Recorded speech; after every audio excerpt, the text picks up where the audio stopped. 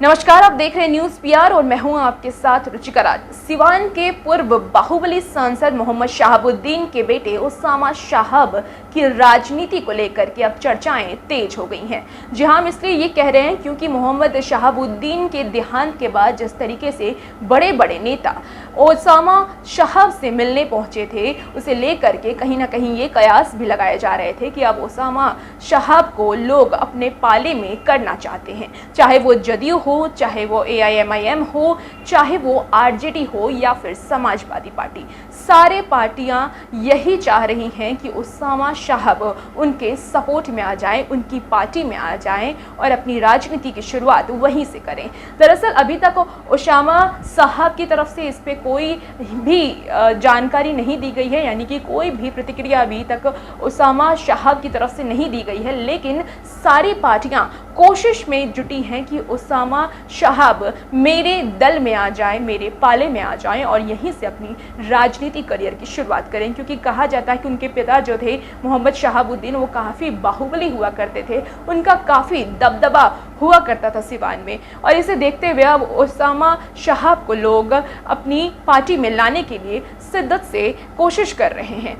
इधर RJD के supremo Lalu Prasad Yadav भी अपनी तरफ से पूरी कोशिश में लगे हैं कि मोहम्मद शहाबुद्दीन के बेटे उसामा शहाब को अपने पार्टी में ले आए, क्योंकि वो कहीं ना कहीं ये रणनीति बना रहे हैं कि चिराग पासवान, तेजस्वी यादव और उसामा शहाब मिल करके एक पार्टी को मजबूत करें, यानी RJD को मजबूत करें। क्योंकि कहा जाता है कि RJD अब युवाओं की पार्टी बन गई है। लगातार तेजस्वी यादव ये कहते नजर आते हैं कि अब युवाओं को आगे बढ़ाना चाहिए, हम युवा हैं और हम एक नई रणनीति लेके बिहार में आएंगे। इसको देखते हुए कहीं ना कहीं लालू यादव अपने दिमाग से और अपनी जो समीकरण है उसको इसी तरह सोच रहे हैं कि जितने भी युवा हैं उनको एकजुट करें और एक पार्टी में शामिल करें। चिराग पासवान को भी वो लगातार कोशिश कर रहे हैं कि उनकी पार्टी में आ जाएं, लेकिन अभी तक चिराग पासवान ने भी कोई स्पष्टीकरण इसे लेकर के नहीं दी है। वहीं अगर बात कर लें जदयू की, तो जदयू के श्याम बहादुर सिंह रईस खां को सपोर्ट करते हैं, जिसके बाद से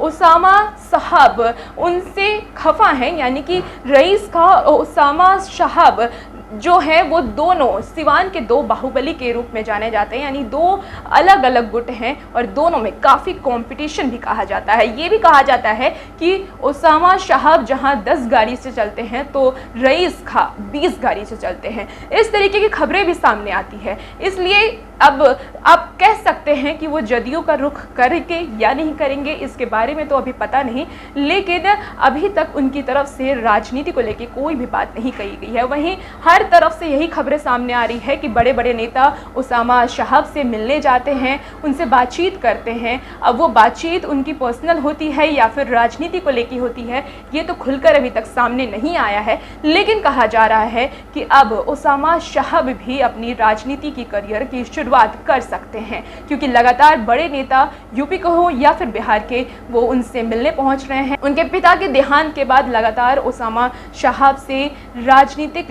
लोग मिलने पहुंच रहे हैं और कहीं ना कहीं कोशिश भी यही हो रही है कि उन्हें अपने पाले में ले लिया जाए।